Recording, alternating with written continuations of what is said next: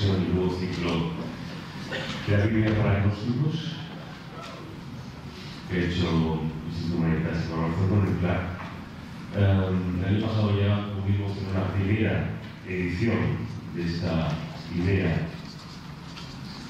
para divulgar la Biblia en comparación con la influencia que ha tenido en diversas artes dedicadas solo al Antiguo Testamento. Pudimos estudiar algunos de los libros más importantes de ese Viejo Testamento y este año proponemos lo que ya prometimos al final del ciclo, que es una nueva edición dedicada al Nuevo Testamento, que como veremos también está lleno de alusiones a lo largo de esta literatura, de la música, del arte.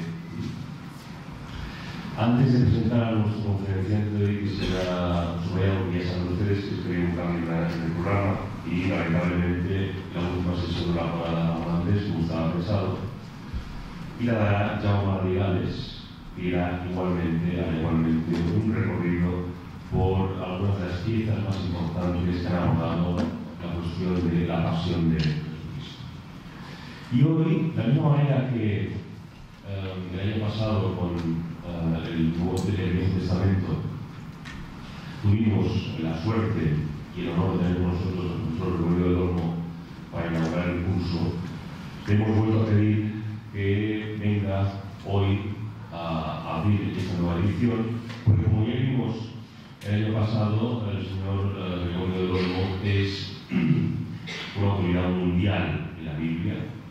Es además un extraordinario profesor, un extraordinario pedagogo, ha sido durante muchísimos años catedrático de lengua y literatura hebrea en la Universidad de Barcelona, es catedrático emérito, y ha compaginado su especialización en lingüística semítica con el estudio precisamente de la Biblia y la literatura, temas sobre el que ha publicado extraordinarios monográficos dedicados a la Biblia en lengua española, en literatura universal, etcétera, etcétera. Ya les digo, ya lo saben ustedes, que escucharon en el curso pasado, hay pocas personas que sepan tanto del mundo sobre la Biblia como el Gregorio del Olmo, y que sepan además explicarlo con tanta pasión, con tanta claridad y con tanta precisión. Muchísimas gracias por el Olmo, por acompañarnos un año más y cuando quiera. Gracias, amigo. Usted no se lo crea, todo eso es excesivo, naturalmente. Yo soy un modesto trabajador de estos temas durante muchos años, sí, pero siempre con la conciencia de que el tema es tan vasto, tan amplio, que no te permite estar orondo, estar satisfecho de lo que consigues, que queda mucho todavía por explorar. Por lo tanto, creo que la modestia y la humildad es la manera más adecuada de afrontar toda esta temática, ¿no? El tema de hoy, que es una réplica, una continuación del año pasado, es el Nuevo Testamento, una introducción para agnósticos. Yo no pensaba que había tantos agnósticos en Barcelona, pero veo que hay una buena colección de ellos. Es interesante. Bueno, aquí agnósticos lo vamos a tomar con una cierta benevolencia. Quiere decir, un hombre crítico, que no acepta las cosas así sin más, por tradición, porque se lo han transmitido, sino que lo analiza. Entonces, más que desconocer, esa agnosis es reconocer en el fondo, es analizar, es familiarizarse con los datos y saber por qué se aceptan.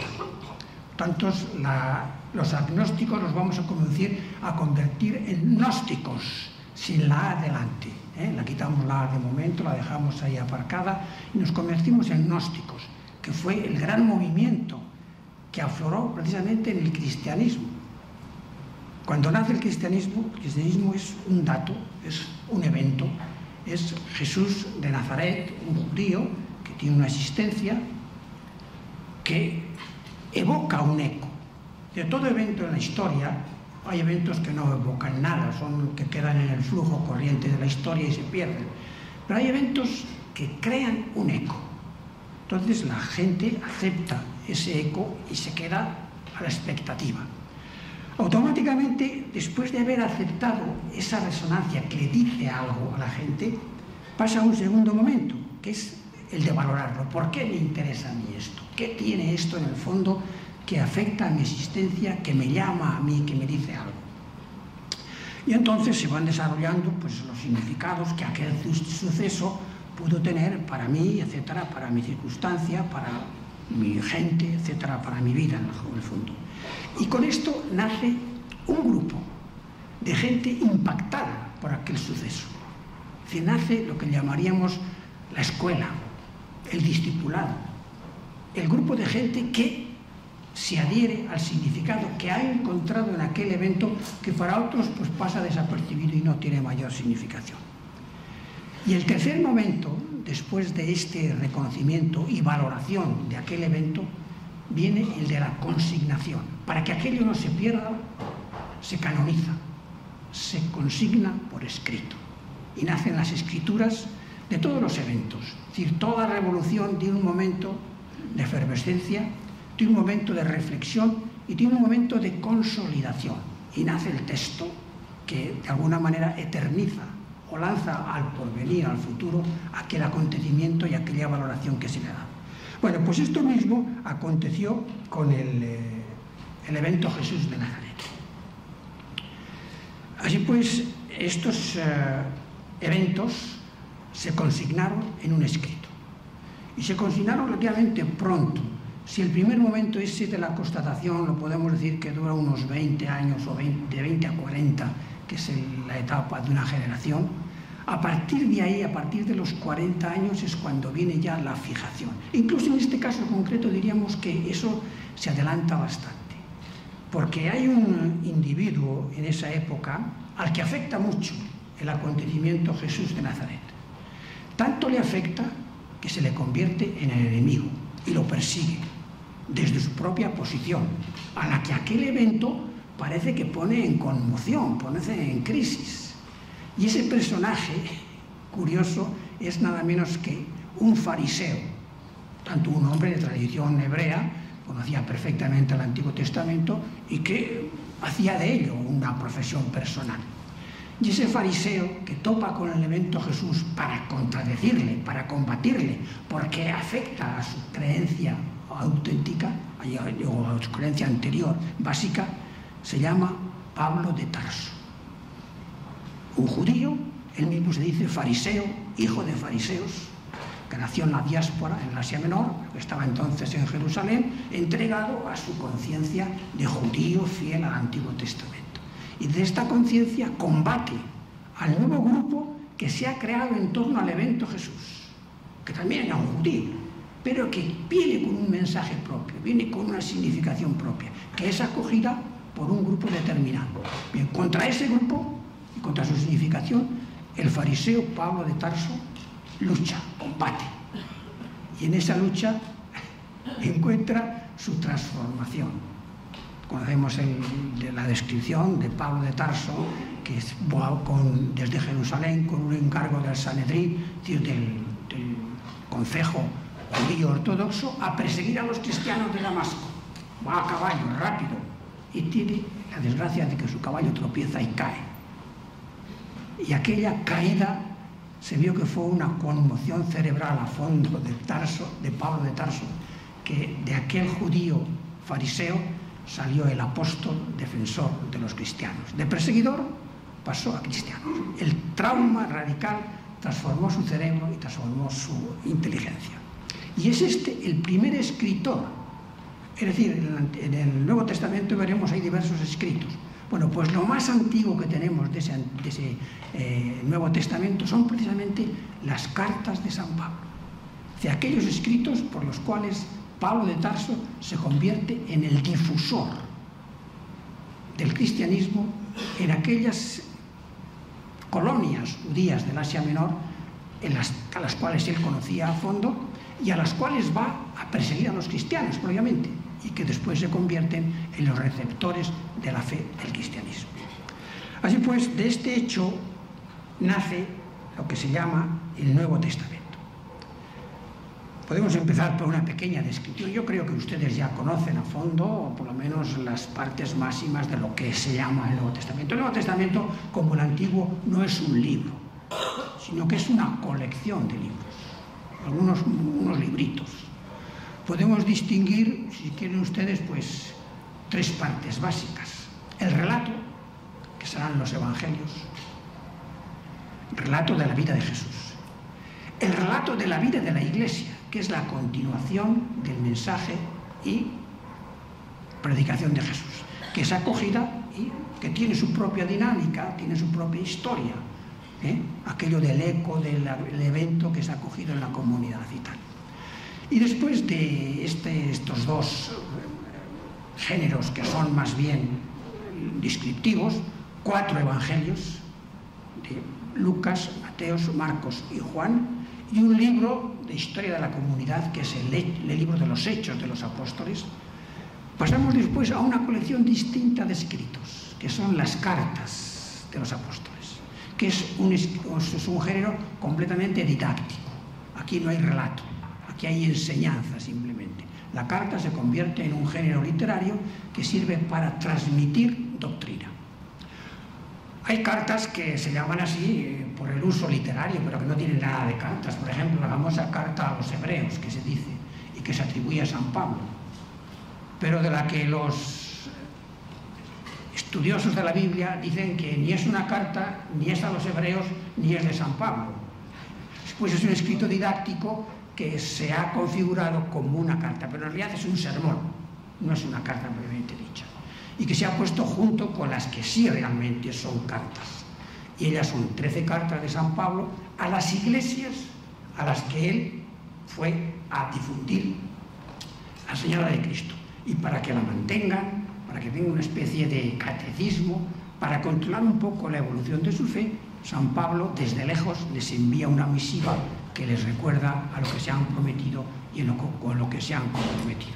Y son las famosas cartas de San Pablo, que son auténticos discursos teológicos.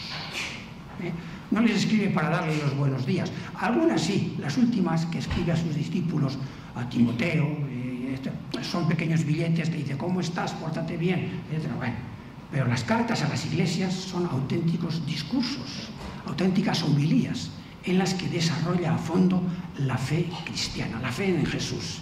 Y digo, esto es lo primero, lo más antiguo que tenemos en el Nuevo Testamento. Antes de que se escribieran los evangelios, ya Pablo había comunicado el sentido del hecho Jesús a sus discípulos, a sus iglesias. Y junto a las cartas de San Pablo y a los evangelios tenemos después un libro de un género peculiar, pero que tiene su antecedente en el Antiguo Testamento, que es el libro del Apocalipsis, que es el libro del futuro, que es el libro del destino, aquello a que está abocada la comunidad cristiana, su futuro, y hecho según el género apocalíptico, es decir, simbólicamente. Es difícil de leer y de entender, porque tiene una simbología barroca, una simbología complicada, pero es el gran libro de la esperanza futura, es el gran libro del reino que viene, es el gran libro del más allá cristiano. De manera que esos 3 grupos, evangelios, cartas y apocalipsis, son los que configuran esto que llamamos el Nuevo Testamento. No es pues un libro, sino una colección de escritos sueltos. Así pues, dice allí el libro de los Hechos de los Apóstoles, todo esto se escribió, y los evangelios, al final del Evangelio de San Juan, para que creáis que Jesús es el Hijo de Dios. Así pues, los escritos están al servicio de una fe profunda. Así pues, antes incluso de la consignación de estos eventos, los evangelios, unos 70 años después de su muerte, Pablo de Tarso, como os digo, hace su formación rabínica, nos identifica en sus cartas de la gestación, de la significación y canonización del hecho cristiano. No podemos, por lo demás, ignorar otros elementos determinantes de la gestación del Nuevo Testamento. Es decir, el Nuevo Testamento nace, sí, de la experiencia de Jesús de Nazaret. Pero Jesús de Nazaret se presenta como el cumplimiento de un dicho y de un escrito anterior.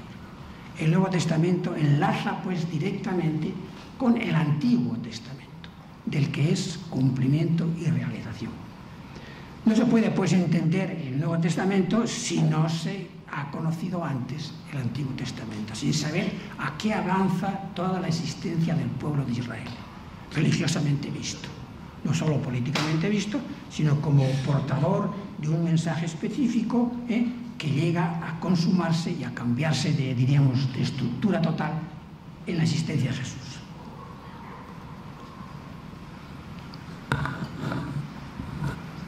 Así pues, teniendo en cuenta esta división máxima, podemos ahora pasar a desentrañar un poco cada una de las partes de este Nuevo Testamento.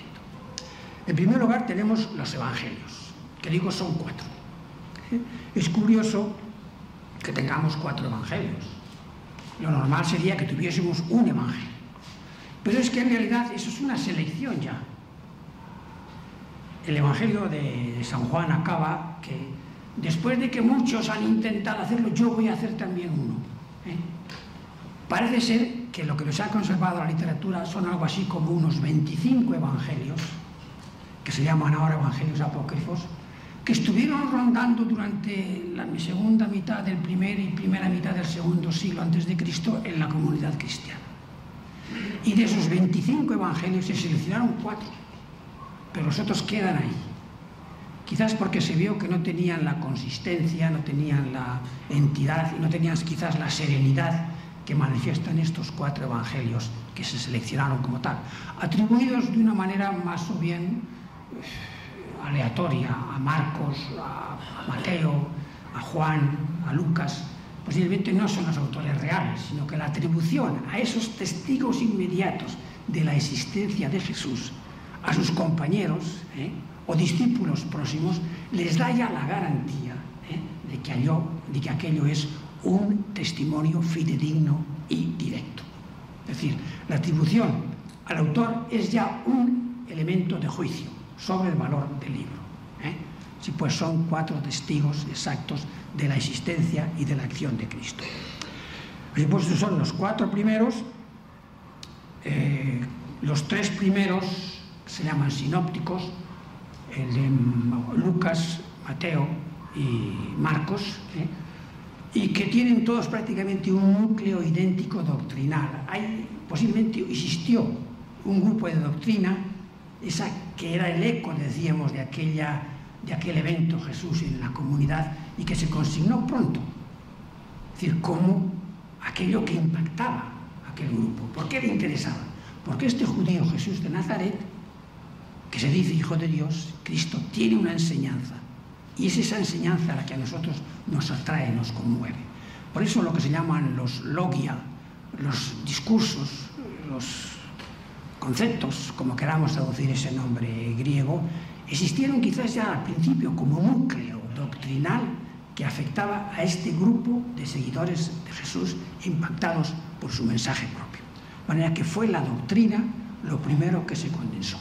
Y en torno a la doctrina viene ahora el recuerdo de los hechos, de la biografía, donde se inserta esa doctrina, que tiene un núcleo que se llama las bienaventuranzas, pero que después la doctrina está esparcida a lo largo de toda la descripción de la vida de Jesús. Jesús va, diríamos, sembrando su enseñanza a la vez que va contactando con los hombres. Hay una conciencia de los testigos inmediatos que han vivido con él, de su existencia, y esto se escribe a los 20-30 años de la muerte de Jesús, es decir, en la generación inmediata, en el grupo de seguidores suyos todavía vivos que le han conocido y que saben de su andanza por Palestina. Sí, pues este es el primer núcleo y el primer efecto de la constitución del Nuevo Testamento. Tienen, digo, un núcleo único, al parecer, sobre todo doctrinal. Después, las anécdotas de su existencia concreta, los hechos de su vida, eso varían de unos a otros. Unos tienen unos recuerdos, otros, y los va condensando por eso en libros distintos, porque ninguna redacción se queda satisfecha de lo que dice la otra. Siempre hay algo que ha quedado afuera. Y es como si los cristianos, digo, no se sintieran nunca contentos con una narración y insisten, aun manteniendo el núcleo central de la enseñanza como intocable, como seguro y cierto, insisten en contarlo de nuevo porque aportan nuevos elementos que no tenían. Y sobre todo tenemos un evangelio, que es el cuarto, que es el de Juan, que difiere de los otros. sí asume lo que tienen los otros, los acontecimientos de la vida de Jesús, pero se eleva a una consideración más alta. Es ya una teología de la vida de Jesús.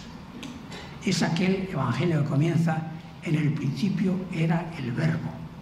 Es decir, nace con un concepto filosófico, el logos. Cristo es el logos encarnado. Es el logos de Dios, la palabra hecha carne. Y el Hijo y el logos se encarnó, dice.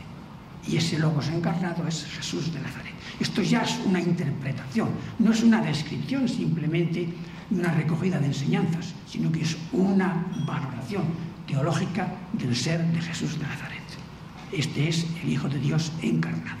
Por tanto, que está vinculado a Dios como su logos, por tanto, es de la sustancia de Dios, diríamos, como nadie puede prescindir de su palabra, sino que la hace suya y siempre será suya, por tanto, siempre será logos del Padre, logos de Dios, pero a la vez es un logos expresado en carne, encarnado, es un logos nuestro, hecho pues a nuestra altura, a nuestra dimensión, a nuestra vivencia. Así pues, este es el Evangelio cuarto de Juan, que digo, se alza sobre la experiencia física del ser vivo de Jesús para convertirse en una interpretación teológica. Por tanto, es una reflexión filosófica, teológica, llamémosla como queramos, inspirada, pero siempre desde la fe que los otros evangelios también tienen, pero que no desarrollan, sino que se limitan a un nivel descriptivo y recolector de la enseñanza que Jesús, el Hijo de Dios, va esparciendo a lo largo de su vida. Los evangelios, sin embargo, dentro de la visión esta de encarnación bíblica, de cumplimiento del Antiguo Testamento, unidad con él para constituir eso que los cristianos llamamos la Biblia nuestra, que tiene esas dos partes, tiene sin embargo una peculiaridad que no aparece en ningún otro libro, ni siquiera en el Antiguo Testamento, ni siquiera de Moisés se dice lo que se dice de Jesús. Es decir, Moisés es un profeta, el primero de los profetas, el más grande de los profetas, que sube al monte Sinaí, recibe la palabra de Dios y la transmite. Pero él queda al margen de la palabra de Dios. Sin embargo, Jesús de Nazaret es la palabra de Dios. Es decir, Jesús es parte del mensaje mismo que él comunica. Por tanto, es una realidad nueva, completamente distinta de lo que entonces teníamos en la Biblia. Y después, junto al Jesús de Nazaret, naturalmente aparece la Iglesia como prolongación suya, y es esta prolongación de la Iglesia como cuerpo místico de Cristo, es lo que nos relata ese libro de los Hechos de los Apóstoles. Por tanto, Evangelios 4 y Hechos de los Apóstoles 5, quinto libro, son, diríamos, el género narrativo del Nuevo Testamento que se lee como una historia. Y aquí podéis ver vosotros lo que significa un evento y su repercusión y su valoración por el grupo que ha aceptado el valor de ese evento. Esto ha dado cuerpo a una literatura, por lo menos de estos 5 libros, pero es que tenemos otros 25 evangelios apócrifos. Y tenemos noticias de otros 25 que se han perdido. Es decir, que la Iglesia nunca, ni los fieles, estuvieron satisfechos con lo que se decía de Jesús, sino que siempre había que añadir algo más. En algún caso como recuerdo, y en otros casos como interpretación. Jesús había copado completamente la atención, el interés, la significación que para ellos tenía Jesús de Nazaret, para aquel grupo. Así pues, si atendemos al mundo pagano y les preguntamos para este mundo qué significó el evento Jesús, pues tenemos una mera alusión por parte de los historiadores romanos, de Plinio el Viejo, de Tácito, de Suetonio, de no sé si hay alguno más, que hablan, y sin mencionar un tal Gestos. Un Gestos apareció allí en Palestina, que era un subversivo al cual las autoridades romanas colgaron. Y esto es todo lo que se sabe decir laicamente, secularmente, de Jesús de Nazaret. Como veis, la diversa repercusión que un evento que se conoce tiene en el grupo, que no todo el grupo del pueblo judío, sino en el grupo específico de los discípulos, de los que entienden, de los que se sienten referidos por la doctrina de Jesús y el mundo del Imperio Romano, con toda su capacidad técnica, literaria, etcétera, estos autores, con sus propios historiadores, Tácito y Suetonio, que sí reconocen aquel evento, pero no tiene mayor significación. Es un acontecimiento baladí, un pobre desgraciado, subversivo, que las autoridades romanas cogen, y para que no es que le importe mucho lo que él predica, pero como resulta que este señor ha creado una inquietud dentro del grupo de habitantes de Palestina, para calmar eso, los judíos, los romanos lo cogen, lo eliminan y se acaba la historia. Y con esto piensan que han solucionado el problema. Para ellos, pues, es un revolucionario, un hombre que revoluciona, es decir, que pone inquietud en una sociedad que ya es bastante heterogénea y bastante distinta y que le cuesta al Imperio Romano mucho contener. Y si no, que se lo pregunten al historiador judío, ¿no?, que escribe la crónica, a Flavio Josefo, que es un revuelto, un revolucionario contra Roma, que después se convierte al mundo romano, que se convierte en el cronista oficial del imperio respecto a aquella sociedad convulsa, que era la sociedad judía de Palestina, que no podía cuajar en el Imperio Romano, porque anunciaba un solo Dios, con una ley moral y una esperanza en la vida eterna. Algo que chocaba completamente con la concepción religiosa aceptada universalmente en el paganismo romano.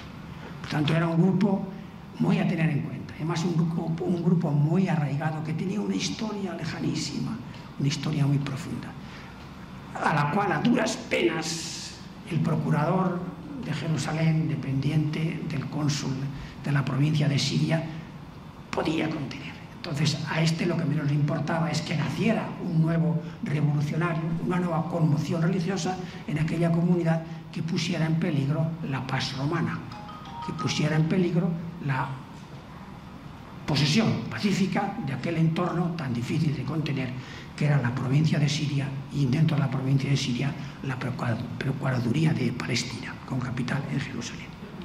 Así pues, esto es todo lo que se sabe del punto de vista romano de Jesús, pero no todo lo que nosotros sabemos respecto a Jesús por los mismos discípulos suyos, que tenemos una completa bibliografía que va desde su nacimiento, descrito en uno de los evangelistas nada más, en Mateo, hasta su crucifixión, su muerte y su resurrección, es decir, su permanencia inmortal. Jesús, desde el Evangelio, queda como un hecho insobornable ya en la historia, imperecedero, que alumbra toda la esperanza de un grupo y que irá y que será de tal potencia que naturalmente se apoderará del Imperio Romano. Es decir, cuando los apóstoles, cuando Pablo llega a Roma, es un pueblo judío, pero un pobre judío que lleva una fe en un Dios uno, en un Dios ético, una esperanza de vida eterna. Contra esto el Imperio Romano no tenía defensa. Tenía una multitud de dioses, un Hades indefinido, en que allí todo se amalgamaba de mala manera, buenos y malos, ¿no? No tenía una ética clara, entonces no podía luchar. Entonces este pobre diablo, que es una mena de esclavo, se enfrenta a un imperio al que va a borrar con toda tranquilidad, por la potencia precisamente de los instrumentos que lleva consigo. Así pues, este es el hecho que se nos narra en los evangelios y que después Pablo asume en aquel bloque que llamaríamos bloque tercero, porque el segundo, decíamos, está constituido por la historia de la Iglesia. Es interesante cómo la Iglesia, o sea, los discípulos de Jesús y sus avatares primeros, se constituyen en un elemento sagrado, en un elemento de revelación, porque es la encarnación directa del mensaje de Cristo. La palabra de Cristo no es una palabra abstracta, es una palabra creadora, que renueva la existencia, que la cambia. Y esa existencia renovada son las iglesias primitivas que la acogen y que después la transmitirán.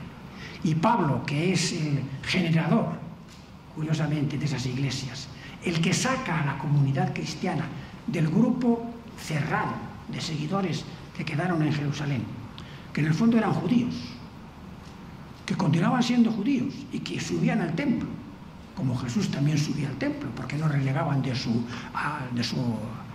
ascendencia judía. pero que estaban cerrados en sí mismos y que encuentran en Pablo, el judío que viene de la diáspora y que estaba en contacto con el mundo griego, el propagador y el difusor de esta doctrina a todo el mundo.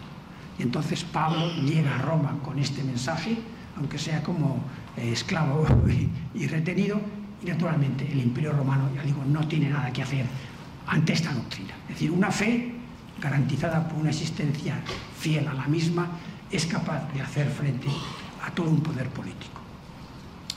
Bien, esto es pues lo que Pablo nos refiere en sus epístolas, las que va a él cultivando la fe de las iglesias que ha creado y en las que va completando e interpretando el hecho cristiano.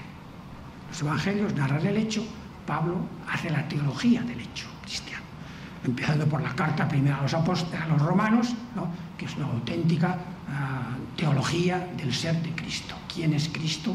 No solo como un hombre, sino como un verbo encarnado, como el Dios redentor, etc. Lo que significa redimirse en Cristo, lo que significa el pecado y la fe, etc. Toda esta doctrina de la redención por Jesús está explicada por Pablo, y solo por él, en la carta a los romanos. Después siguen otras cartas, por ejemplo, la carta a los hebreos. Me parece que os he dicho que dicen que ni es carta, ni es a los hebreos, ni es de San Pablo, es lo mismo. Es un género que ya se ha creado, pero que es un gran sermón doctrinal en que se recoge la significación también del más allá, de la doctrina de Cristo como doctrina de salvación. Así pues, esto es lo que después se nos condensa en estas cartas y en el libro de los Hechos, en que la Iglesia se convierte también en la encarnación de Jesús. Es lo que llamamos el cuerpo místico de Cristo. Es decir, Jesús tiene también una dimensión social que va más allá de su persona para encarnarse en toda una comunidad. Las cartas existían en la Biblia, pero no existían como género doctrinal. Hay algunas cartas sueltas dentro de los libros del Antiguo Testamento. Pero la carta ahora, como hecho doctrinal, es un elemento que surge en el Nuevo Testamento.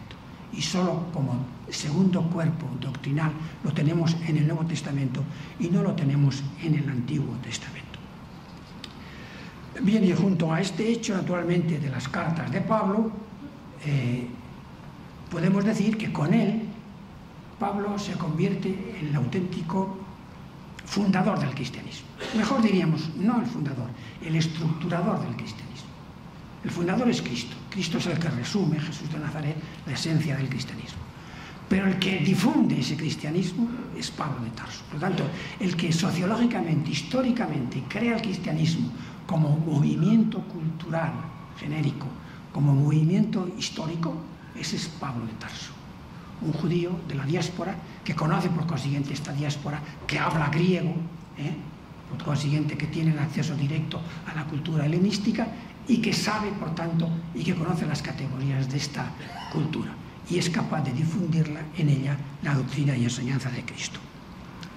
Así pues, la figura de Jesús, de Cristo, de Pablo, es esencial en la génesis del cristianismo. Jesús es el fundador, pero realmente el recreador es Pablo de Tarso. Pablo no solo fue el que otorgaba a sus discípulos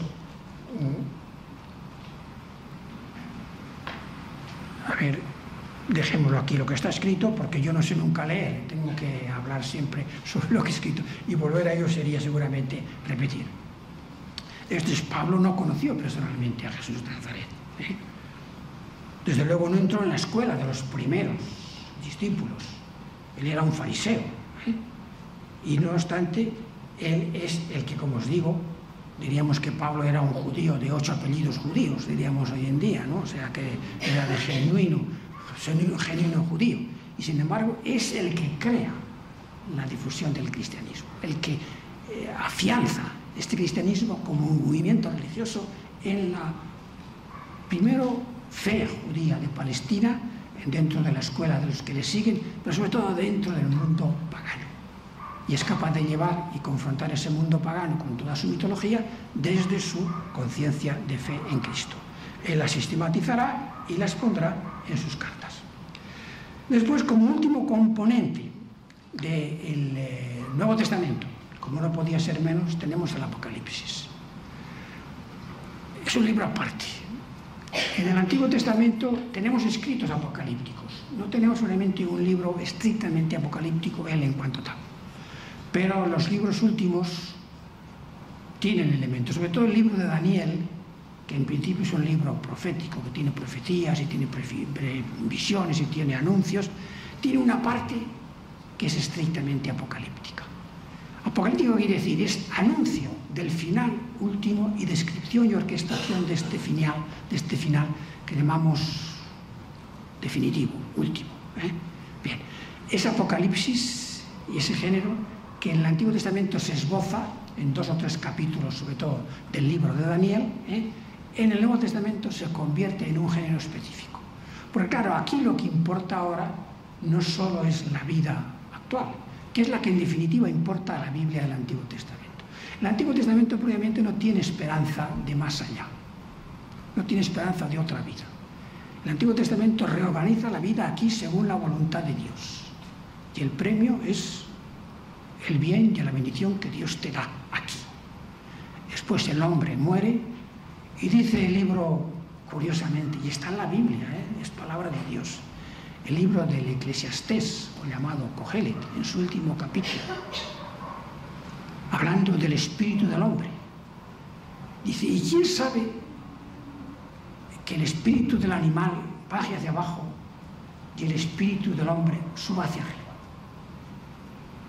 Él no lo sabe, y es un libro de la Biblia. De manera que este problema en el Antiguo Testamento no estaba resuelto. El Antiguo Testamento estaba hecho como el libro de un pueblo, y para garantizar la existencia y la fe religiosa de un pueblo, su confesión y su profesión.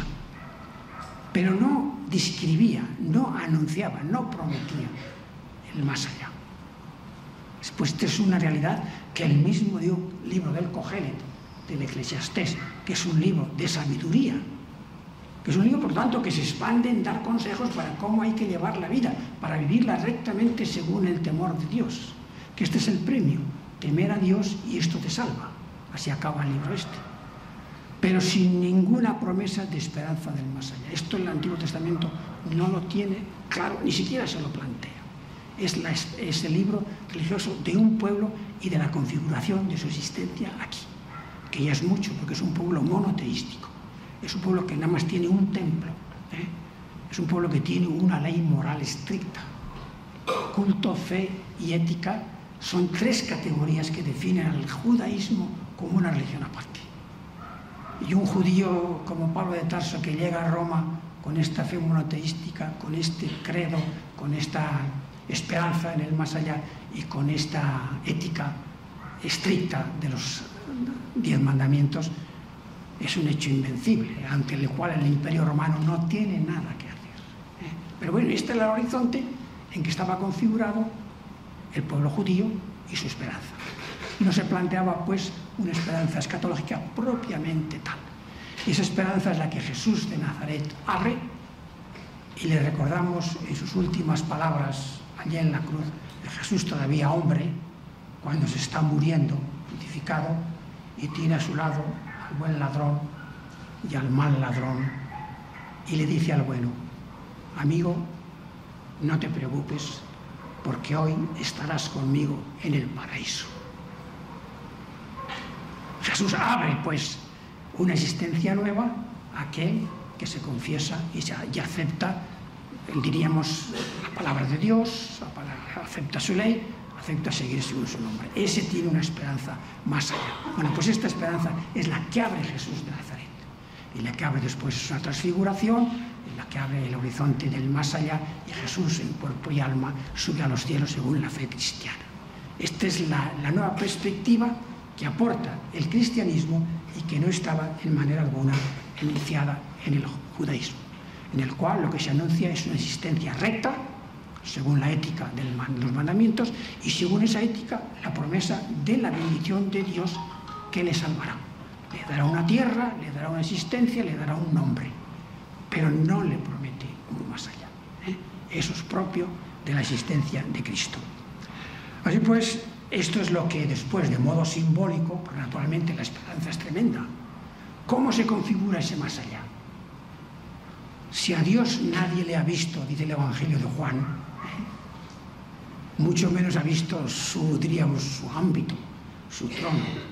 Bueno, pues un empeño, un intento de describir ese trono de Dios, esa existencia del más allá, que ha de ser esencialmente simbólica, porque nadie lo ha visto. Es el intento que quiere llevar a cabo el Apocalipsis. Dentro de un género que se abre ya entonces, porque claro, todos esperan de alguna manera, o todos creen en el reino de Dios. ¿Cómo es ese reino de Dios? Hay intentos de configurarlo en los escritos apocalípticos, que ya se esbozan en el libro de Daniel, etcétera, ¿no? En el anciano de días, que nos habla el libro de Daniel, en su trono, en las bestias que rodean al trono, etcétera. Hay una cierta inquisición, voluntad de acceder a ese más allá, al que no se sabe si se va a llegar o no, pero en el que se cree, porque es el más allá de Dios. Por tanto, hay una posibilidad de imaginarlo. Bueno, pues eso, que ya se esboza en algunos escritos que se llaman así apocalípticos, tanto canónicos como sobre todo no canónicos del Antiguo Testamento, en el Nuevo Testamento se especifica en todo un libro difícil de leer porque es un libro absolutamente simbólico, en el que aparecen bestias, aparecen tronos, aparecen existencias que no se pueden entender si no es nada más que de una manera simbólica, por tanto, trasladada. Así pues, este es un libro nuevo, específico, que trata de afianzar esta novedad que aporta el cristianismo como hecho básico y clásico, que es que el hombre tiene un futuro más allá de esta vida, o un futuro que no se conoce y que por consiguiente hay que describir simbólicamente. Así pues, esta es la forma que adquiere la esperanza cristiana y que solo de un modo simbólico y desatado hace el Juan, el autor de ese Apocalipsis, porque no sabemos que sea exactamente el apóstol Juan, el autor, es un Juan, pero no es seguro de que ese Juan sea el mismo autor del Evangelio de Juan. Es posible que sea una atribución. Ya digo que las atribuciones de autor eran una manera de dar autoridad al libro. Era pues un acto de fe, no un acto de crítica literaria. No había derechos de autor. Estos autores no cobraban derechos, sino que transmitían una inteligencia de la fe. Un hecho de que era cierto, porque eran testigos los que lo habían escrito, o era un señor que había estado próximo a Jesús, como el apóstol Juan. Las imágenes pues son desbordantes, el nuevo cielo, la nueva tierra, haciendo la nueva Jerusalén celestial, e incluso desconcertantes, que no son fáciles de comprender. Así pues, de esta manera se configura el Nuevo Testamento, como veis, en una variedad múltiple de escritos. Los hay desde historia pura, narración de testigos oculares que transmiten una existencia terrenal, o realizada terrenalmente, hasta escritos simbólicos maravillosos que nos hablan de algo que en principio nadie ha visto. Porque si a Dios nadie lo ha visto, como dice San Juan, su ámbito, su trono tampoco le ha visto a nadie. Por tanto, hay que imaginárselo, hay que transfigurarlo, hay que transmitirlo simbólicamente. Así pues, de esta manera se cubre todo el ámbito de la existencia cristiana, desde la experiencia hasta la fe, confesión, hasta la esperanza. Y de este modo se cierra todo lo que el Nuevo Testamento nos aporta en esos escritos que en principio parecen deslavazados, parecen sueltos, parecen que no tienen una unidad, pero que tienen un sentido claro, bien determinado, que digo es la experiencia, la fe y la esperanza, toda dentro de una misma cadena de efecto humano, de experiencia humana, que aporta al fiel que la toma la seguridad de que su fe tiene un más allá, de que su fe aporta un destino tranquilizante para el cristiano. A continuación podríamos hablar de la influencia que el Nuevo Testamento ha tenido en la cultura. Pero el Nuevo Testamento es un hecho humano también. Está escrito por hombres, es literatura. Unos textos que tienen unos códices que vienen del siglo I, los códices griegos del Antiguo Testamento, y que se condensan en un libro y que rápidamente son traducidos al latín, al copto, al etíope, etcétera, etcétera, por la comunidad que los acepta como suyos y que tiene miembros de distintas etnias. Después es la literatura mejor certificada, la Biblia, en los dos aspectos, el Antiguo y el Nuevo Testamento, la literatura que tiene más códices. Y se entiende, porque toda la literatura antigua, ¿quién la salvó? Los monjes, los monasterios. Y claro, si algo tenían interés los monasterios, ante todo, era en tener su Biblia. Pero también tenían las obras de Cicerón y las obras de Platón, etcétera, lo conservaban. Hace poco habéis visto la obra esa de... Ahora sí me acordaré yo, lo que es tener más de 80 años. Y esto de la memoria se esfuma, del escritor este que nos habla de Eco, Alberto, Humberto Eco, ¿no? Pues el monasterio aquel donde se guardan los escritos, donde se guardan las Biblias, donde se copian. Bueno, pues ese es el destino que abrió precisamente el que llamaría fue el último romano, que era el discípulo de Boecio. Este, que ya era cristiano, fue el que creó el primer monasterio, el monasterio de Vivarium. Y en este monasterio de Vivarium fue donde se empezó a recoger toda la literatura que ya se veía abocada a la desaparición, porque ya estamos en el siglo IV, cuando el cristianismo se ha apoderado del imperio. Por tanto, donde lo que tiene vigencia son los libros cristianos, es la Biblia. Por tanto, el mundo pagano está a punto de desaparecer. Y el discípulo de Boecio, que en este momento ya tampoco me acuerdo cómo se llama, bueno, a ver, alguno lo sabe, ¿cómo se llama el discípulo de Boecio que creó el monasterio de Vivarium? Bueno, es igual. Fundando su maestro, empezaron a recoger toda la tradición, tanto griega como latina, y conservarla en las nuevas instituciones, que eran instituciones cristianas, por tanto, que estaban sobre todo centradas en el interés por la Biblia, pero que también se convirtieron en los scriptoria, en los lugares de copia de los libros antiguos, que como testimonio de una prehistoria pagana que tenía una cierta validez como intento de llegar a la verdad, fue guardada y custodiada, y es lo que nos ha salvado toda aquella tradición. Las obras de Aristóteles, las obras de Platón, pero las obras también de todos los literatos griegos y latinos. Eso es obra de los monjes cristianos, que tuvieron una suficiente apertura de fe como para dedicar parte de su labor de escritorio, que sobre todo se centró naturalmente en copiar la Biblia, tanto en latín como en griego, de copiar también los libros de la literatura griega y latina y transmitirlos. Así pues, el Nuevo Testamento tendrá después en la cultura cristiana un influjo absoluto, porque él, más que el Antiguo Testamento, va a ser el configurador de nuestra existencia religiosa.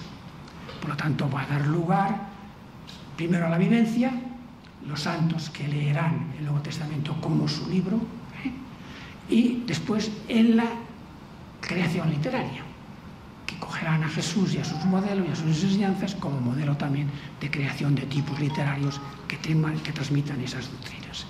Así pues, este Nuevo Testamento tiene una existencia cultural, aunque hoy en día fuéramos agnósticos, como se supone que es esta colección de mi auditorio, porque estamos hablando en la Biblia, en este ciclo en la Biblia para agnósticos, que yo no me lo creo, que haya tantos agnósticos en Barcelona, no, sino que hay más bien gnósticos, quitemos la A de delante, esos reconocerán en la enseñanza de Jesús esta parte que el Nuevo Testamento nos transmite de una manera tan gloriosa y que ha permanecido hasta nosotros, y que ha creado después toda la literatura religiosa, toda la literatura mística y estética, y ha presidido la configuración de la existencia de los cristianos como tal, que viven en este Nuevo Testamento la enseñanza directa de Jesús.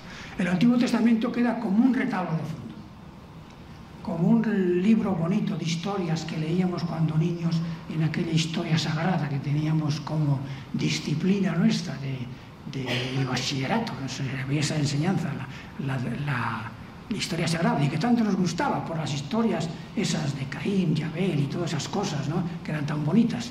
Bueno, eso ha permanecido ahí como retablo de fondo, pero después el Nuevo Testamento ha quedado como el libro de cabecera de los auténticos cristianos, que tienen que encarnar esta existencia que Cristo llevó y que se nos refleja en ese Nuevo Testamento. Y con esto doy por concluida esta charla, no sé si de una manera suficiente e insuficiente, que os ilustre un poco sobre el contenido y la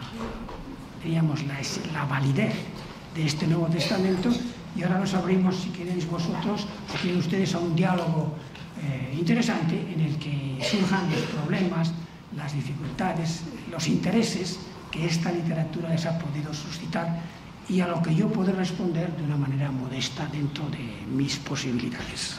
Nada más.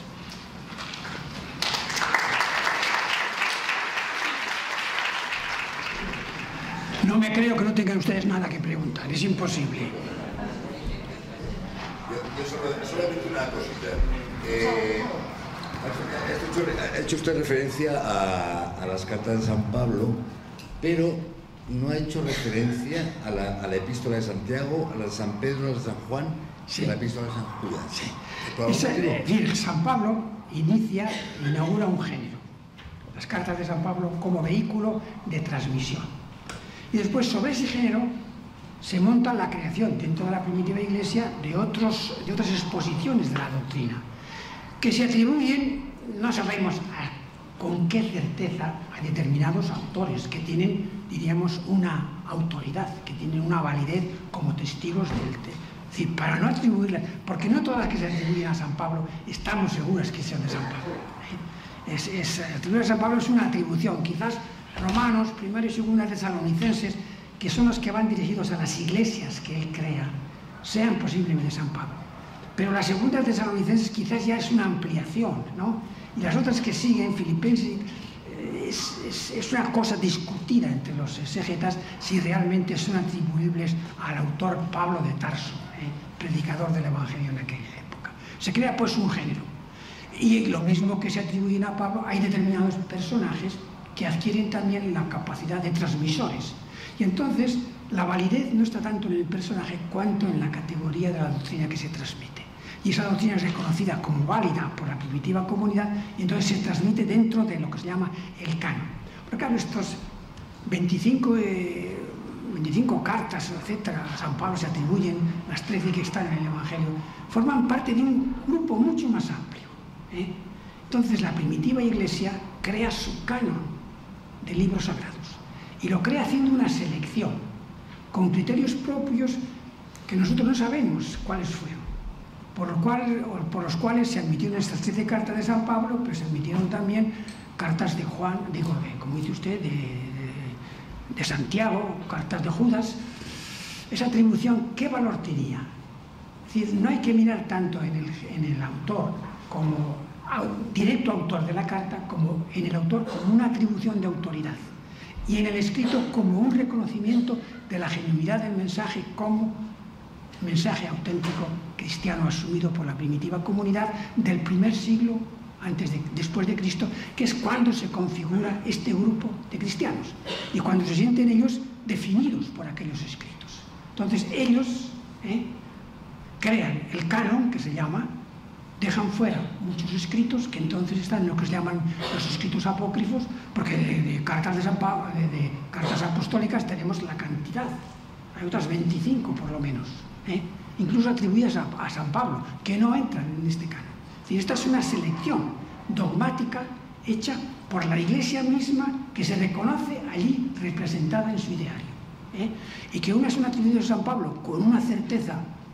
bastante probable, porque a lo mejor se tiene el documento que aquella iglesia llegó, de alguna manera enviado por San Pablo, o porque aquella iglesia se reconoce realmente como generada en la fe por la predicación de Pablo. Entonces en su doctrina, su profesión de fe, se la atribuye al apóstol. De manera que eso de la autoría es un acto de fe también, y un acto de autoridad, de confirmación de que aquello es genuino como cristiano. Pero digo, hay otras muchas cartas en aquella época que no entran en el canon y que están rondando la Biblia y que están ahí y que se leen como cartas que llamamos apócrifas, en fin, como escritos y como acontece con las cartas, acontece con los evangelios. Tenemos por lo menos hasta unos 25 evangelios apócrifos, atribuidos a diversos autores, a Matías, etcétera, a otros personajes del Nuevo Testamento, a los que se les dio este relato, y que generalmente todos tienen el mismo núcleo narrativo. Es decir, que lo esencial de la vida de Jesús parece que dimana de un escrito muy antiguo, de una primera reacción. Eso que os decía antes, que todo suceso induce un eco en la sociedad, y este eco acaba por consolidarse en un canon, en un escrito. Es posible que este escrito primitivo fuera muy antiguo, muy primario, dentro de aquel grupo. Y de este escrito primero es del que van después configurándose ya como ampliaciones interpretativas los diversos escritos concretos que se atribuyen a los autores. Así pues, sin duda ninguna tenemos otros muchos escritos, que es lo que me parece que lo que preguntaba usted, en aquellas. ¿Una pregunta más? Aquí, sí.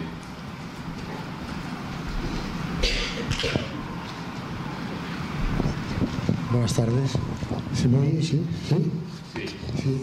A ver, hemos hablado de los libros que componen el Nuevo Testamento, hemos hablado del contexto, ¿no? La pregunta me parece que puede hacerse un agnóstico o un creyente. Una de las preguntas, claro, sería, por ejemplo, si el mensaje, si hablamos del mensaje y el mensaje es el amor, en aquel momento, ¿qué tenía de novedoso hablar del amor de aquella manera y ejemplificarlo con la vida, claro?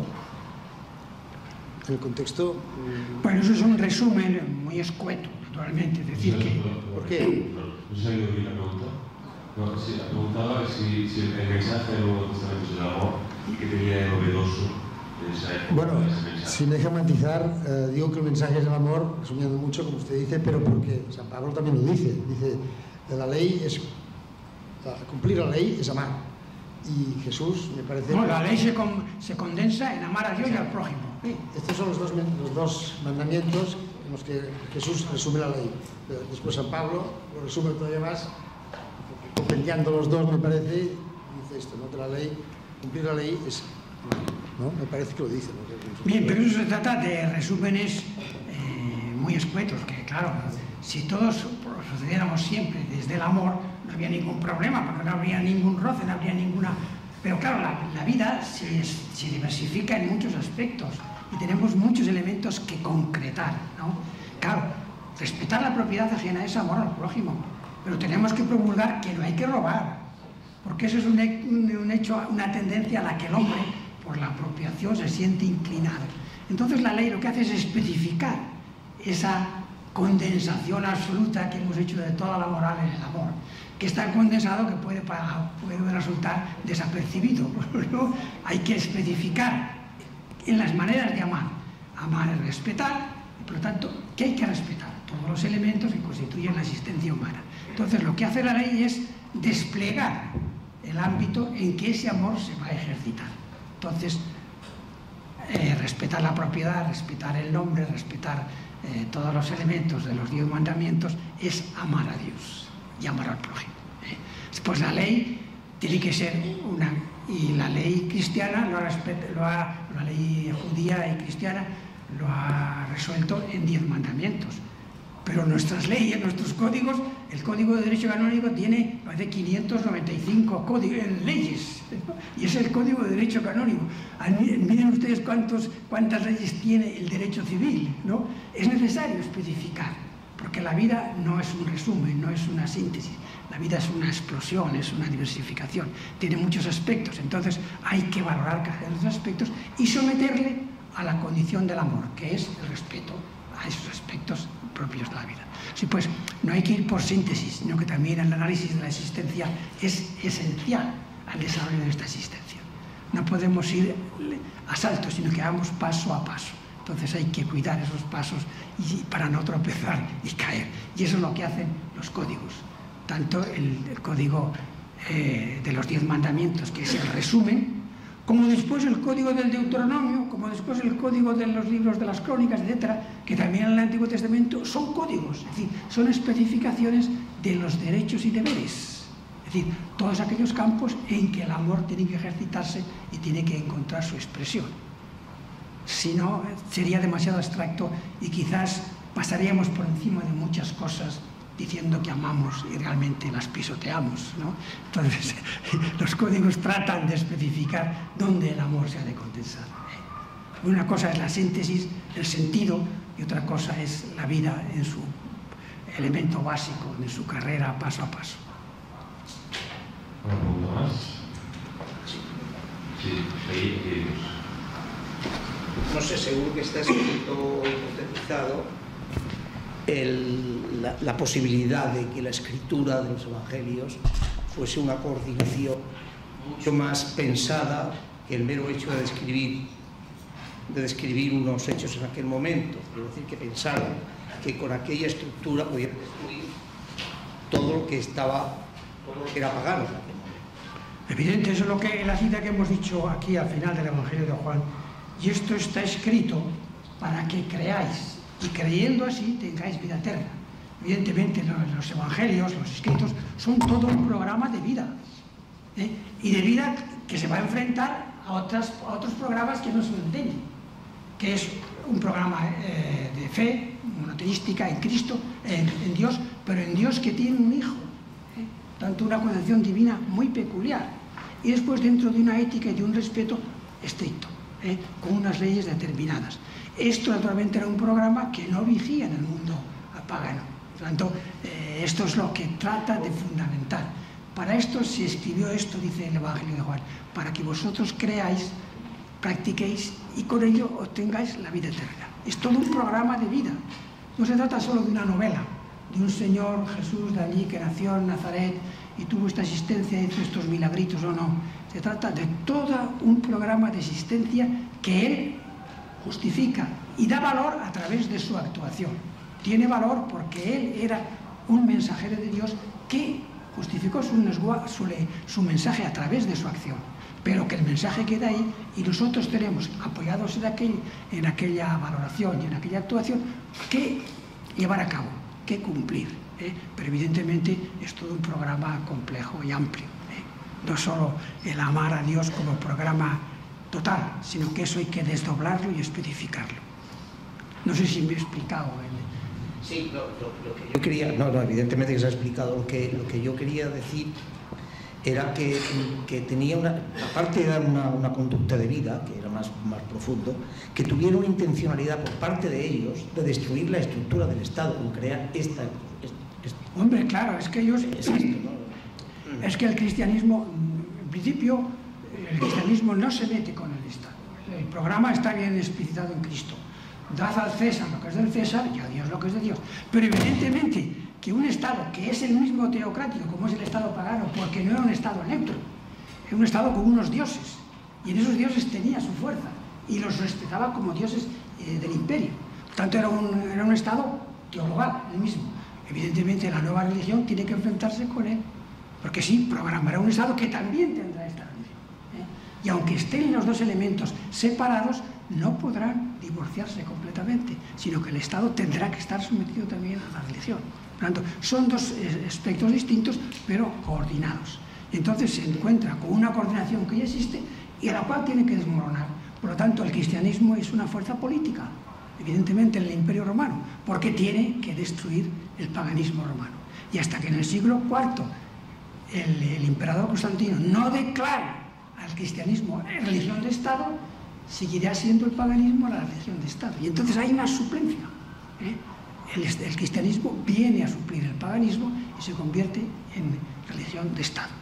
Que lo cual no sabemos si fue una bendición o fue una tragedia, pero está ahí, ¿no? Y entonces el cristianismo asume el relevo religioso del paganismo romano. Pero esto es inevitable. Sí, yo quería decirle que hace relativamente poco se publicó un libro de un autor francés que se llama El Reino, en el que novela los primeros tiempos del cristianismo, sobre todo siguiendo a San Pablo. No sé si usted lo ha leído y nos puede hacer algún comentario al respecto. El Reino, de Manuel Carrer, en Francia. Pero tiene este libro una observación que quería comentar porque me parece que tiene mucho encanto y que viene al caso, y es que él explica que San Pablo dictaba sus cartas, dictaba las cartas creo que a Timoteo. Y entonces hace la observación de que en la historia de la pintura, que hay tantas escenas del Nuevo Testamento, bíblicas y del Nuevo Testamento, que se han convertido en iconos de pintura, que le extrañaba que no fuese una figura que hubiese salido a menudo San Pablo dictando su primera carta, que le parecía una imagen muy potente Y a mí también me parece muy bonita, ¿no? O sea, esa idea de San Pablo empezando a escribir, empezando a dictar para escribir, ¿no? Bueno, de eso no tenemos certeza absoluta, ¿no? Pablo, sin embargo, era un hombre que leía y el griego, o sea, que sabía griego, que se había educado en la diáspora, ¿no? Por lo tanto, pero lo normal es que él no escribía las cartas, eso está claro, lo normal es que las dictara, eso es deducible fácilmente. Ahora, ¿quién fue el amanuense? Pues no sabemos, ¿no? Ni cómo se hacía eso, pues no tenemos los originales de las cartas. Los escritos del Nuevo Testamento más antiguos son de principios del siglo IV, o sea, los códices más antiguos, el Códice Vaticano y el Códice Sinaítico, ¿no? Que nos dan los textos griegos de estas, pero ya están escritos con escritura uncial, que se dice, con escritura mayúscula. Y de la escritura antes minúscula apenas tenemos algunos pergaminos del siglo III, fragmentarios, ¿no? Que vienen de los descubrimientos neosirríncos y en fin, en el cristianismo de Egipto, ¿no? Donde se conservan algunos manuscritos, algunos pergaminos de este tipo.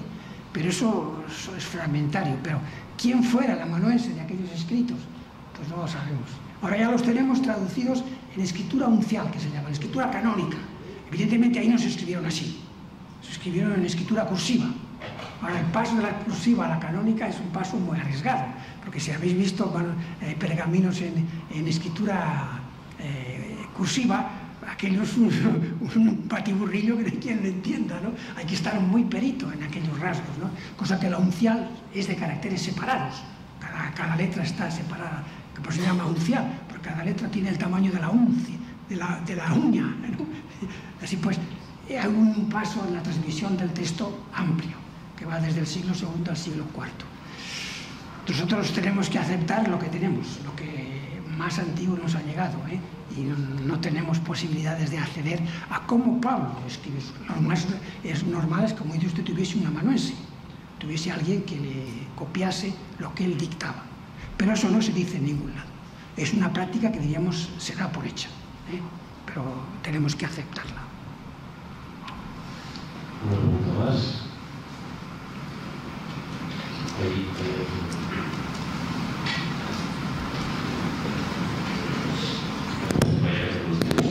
Buenas. Yo, tenía una curiosidad, no sé si en el Antiguo Testamento o igual en el Nuevo se describe cómo era la Palestina del siglo I. Le pregunto esto porque justamente estoy leyendo algunos textos sobre el conflicto árabe-judío, igual, no sé si tiene relación o no, pero tengo curiosidad por saber si hay alguna descripción sobre esa Palestina, ¿no? De quién llegó primero y cómo estaban ahí los judíos en esa época. Descripción geográfica no tenemos, o sea, no ese es el intento principal del Nuevo Testamento, pero es evidente que la predicación de Jesús va recorriendo Palestina. Entonces nos habla de Galilea, nos habla de Jerusalén, nos habla de la Pentápolis, que está al otro lado del Jordán, donde va Jesús, etcétera, etcétera, ¿no? Donde sus apóstoles pasan, aquello de los endemoniados, en el Jordán se bautiza Jesús, y Jordán junto al Mar Muerto, etcétera. De manera que ese territorio sí que aparece recorrido, pero no aparece descrito, Entonces, nosotros de Palestina tenemos las descripciones geográficas de los geógrafos romanos que tenían Palestina, como digo, una prefectura o una provincia dentro, mejor, como es una prefectura, una división de la provincia romana de Siria, capital en Damasco. Entonces, a partir de ahí podemos llegar más o menos a saber cómo era configurada. Tenemos la mención de la Pentápolis, Filistea, que era una región autónoma, que eran aquellas ciudades de Ecrón, etcétera, que están en la costa, y que tenía una tradición antigua propia, y que de ahí, y más de su nombre, de Filistea, de los filisteos, que es un pueblo indoeuropeo que baja en las invasiones dorias de toda Asia Menor y llega hasta Egipto, y los egipcios lo rechazan y se reculan y se cobijan allí en la Pentápolis, que se llama Filistea, Ecrón, etcétera, esas ciudades, y que curiosamente ellos, que son indoeuropeos, dan el nombre a la Palestina, es la Filistina. No es el nombre semítico, y no es el nombre de Judea o de Galilea, ¿no? Sino que es un nombre que se amplía después, como aceptado por los romanos, para designar toda la provincia, toda esta franja que reúne la Galilea y la Judea, que eran los distritos, diríamos, propiamente romanos, y que tenía después el distrito de la Filistea, que es el distrito aparte. Todo eso formaba parte de la provincia de Siria, que era mucho más amplia, que iba más allá del Jordán, etcétera, etcétera, y que tenía su capital en Damasco. Esto ya es administración civil y eso es administración romana. No tiene que ver, en la Biblia eso no está recogido, por lo menos que yo recuerde en este momento. De manera que no hay descripción de Palestina. Hay descripción parcial. O sea, sabemos de la Galilea, sabemos de Jerusalén, sabemos del Jordán, sabemos del Monte Nebo, sabemos de la Transjordania, donde pasan los apóstoles, etcétera, etcétera. Sabemos las partes, pero no tenemos un mapa ni una descripción geopolítica de la Palestina. Sabemos que hay un procurador, Poncio Pilato, que es la autoridad romana en toda esta zona, pero no tenemos una descripción de lo que su zona de influencia incluye, por lo menos que yo recuerde en este momento. Pero vamos, por los elementos adjuntos tenemos suficiente conocimiento para delimitar con bastante exactitud y repoblar por las ciudades correspondientes todas aquel ámbito, la Gaza, todo el puerto de Jerusalén, etcétera, la Galilea con Cafarnaúm y Cesarea que era una ciudad muy importante dentro de la provincia esta y que era un poco la proyección del mundo griego hacia el occidente, ¿no? A la vez que era el cobijo del mundo griego en Palestina, y que se llamaba Caesarea, la del César, ¿no? Así pues, todas estas ciudades de alguna manera están bajo la égida del gobernador romano de Damasco, que es el que manda en la provincia de Siria, que incluía pues toda la Siria oriental y me parece que también la Anatolia, aunque en este momento no estoy seguro, porque en el Imperio Romano esto también varió mucho y las provincias cambiaron de dimensión